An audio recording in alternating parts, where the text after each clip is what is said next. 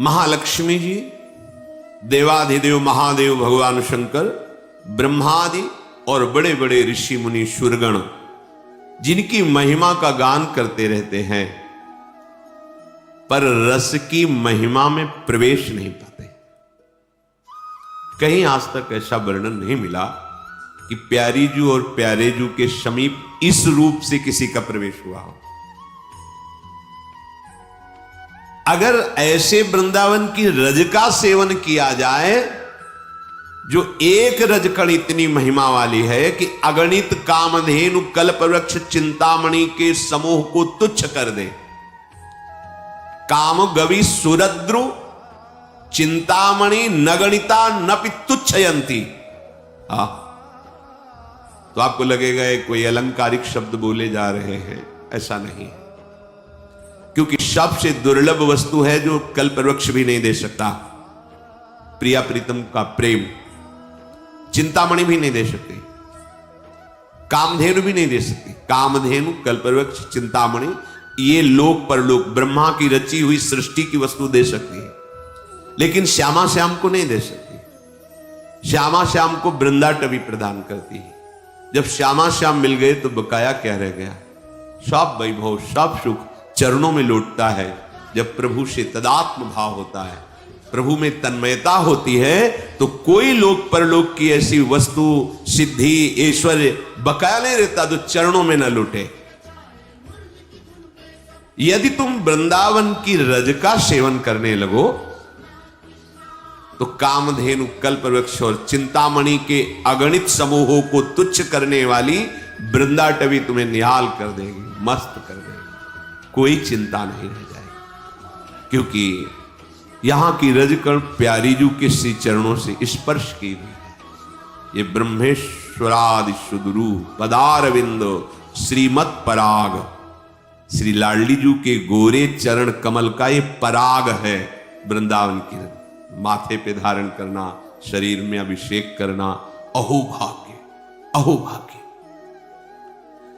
वृंदाटवी बहुभवीय सुपुण्य पुंजान नेत्रातिथिर्भवति यस्य महामहिम्ना तस्येश्वरः सकल कर्म मृषा करोति ब्रह्मादयस्तमति भक्ति युता स्तुवंती। बहुत बड़ी बात। जब अनेक जन्मों की भटकन को देख करके, अनेक जन्मों से भटक रहे हैं देखकर प्रियाजू कृपालु हो गए।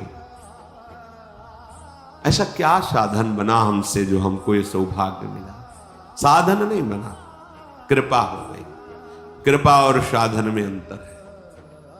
साधन में क्रिया मैं करता और कृपा में आप, केवल आपका दुलार, आपका प्यार। तो मानो अनेक जन्मों के समस्त पुण्य फलित हो गए यदि हमें वृंदावन दृष्टिगोचर हो गया, दृष्टिगोचर देखने को मिल गया। कई ऐसी बातें होती हैं जो अपने साथ घटित होती हैं पर वो वर्णन नहीं की जा सकती। वो कोई अहंकार का पोषण करने के लिए नहीं है, वो कृपा का अनुभव करने के लिए। सन्यास वेश था, त्रिपुंड भगवान शिव का लगाए हुए। जब देखा कि वास की बड़ी अव्यवस्था है जहां जैसे, तो मदन मोहन जी का मंदिर ऊपर टीला में गए, एकांत, 2-3 का समय होगा, दोपहर के, कोई नहीं।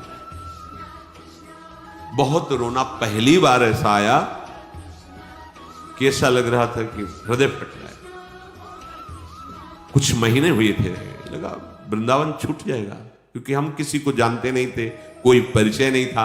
निश्चय किया कि अब रात की गाड़ी से बनारस चले जाएंगे, घाटों में जीवन व्यतीत करना है। ठीक है, पर एकदम फिर आग लगी। अभी कोई वैष्णव दीक्षा या कोई ऐसा विधान नहीं, पूरे सन्यासी। मन में फिर एकदम कि हमें कैसे वृंदावन मिल सकते। एकदम याद आई कि लाडली जू का वृंदावन, अगर वो चाहे तो वृंदावन। कोई परिचय नहीं, क्योंकि ना तो वाणियों का परिचय था, न रसिकों का परिचय था, बस राधा राधा राधा। और अगर सुन रही हो लाडली जी तो आप कृपा करो मुझ अधम को, मुझ नीच को भी कहीं एक जगह ऐसा वास दे दो जिससे ये जीवन आपकी चरण रज में कट जाए, बहुत विकल होकर रुके।